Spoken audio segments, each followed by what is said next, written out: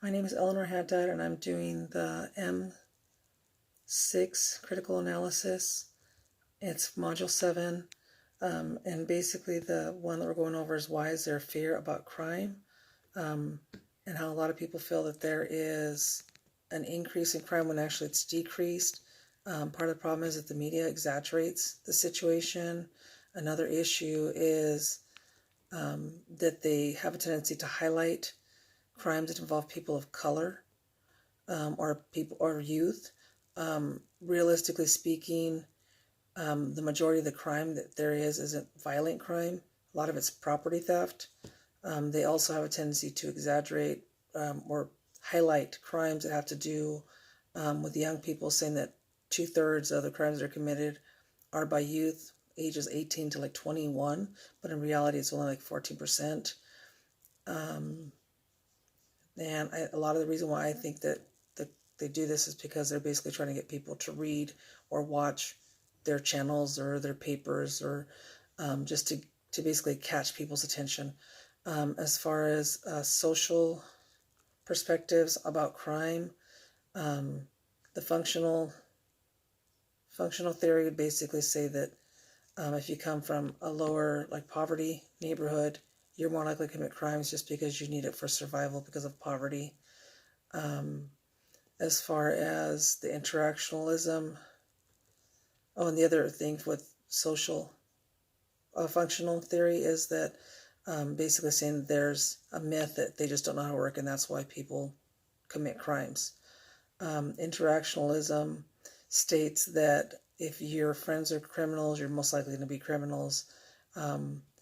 Bonding, if you're closer to, if you're involved in school, you're less likely to commit crimes. If you're close to your families, close to a church, you're less likely to commit crimes, which is, I believe.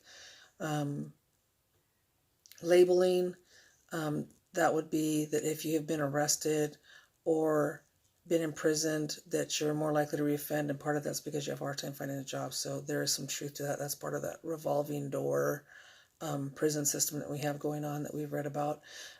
Conflict theories, that has to do with the fact that the reason that we have some of the crimes that we do in certain groups has to because of some differences in race and ethnicity. And I'm going to say part of that's because of racial issues.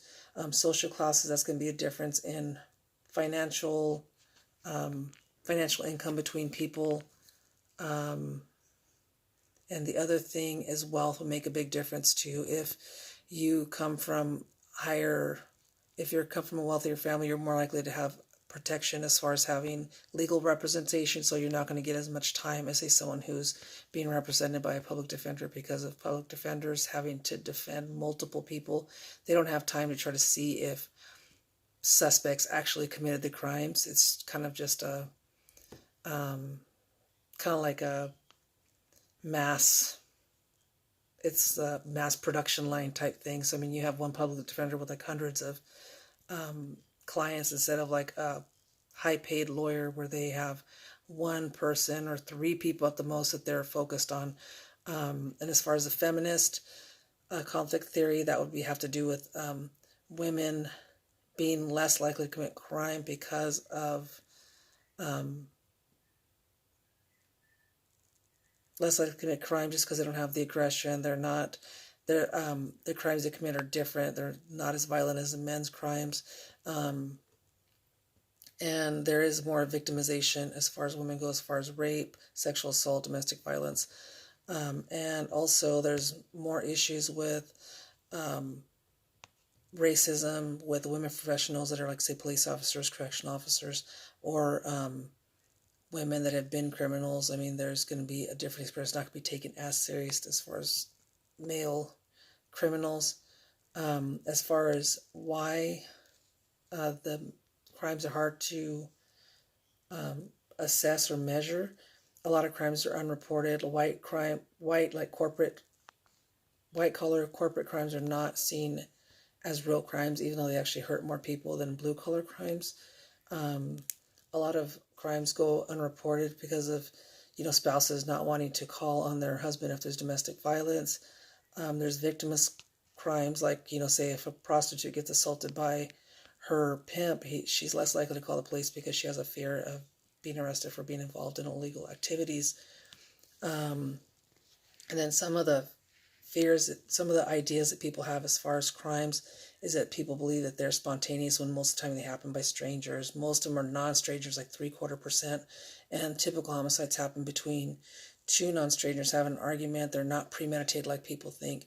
And as far as like interracial homicides, there's not as many as people think. There's probably more police interracial homicides than there is black and white or white and black type homicides.